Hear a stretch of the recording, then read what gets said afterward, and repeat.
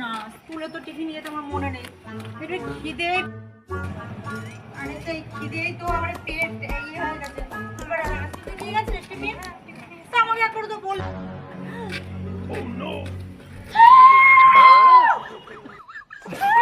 এই, হে ভগবান, আমি এখানে কি করব?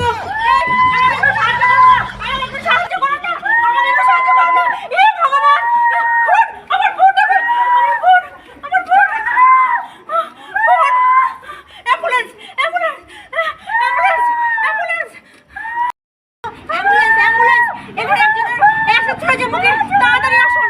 লোকেশন বলছি, বেথাউডারি। আরেকটু সহ্য করো, এখনই অ্যাম্বুলেন্স আসছে, এখনই আরেকটু সহ্য করো, আরেকটু।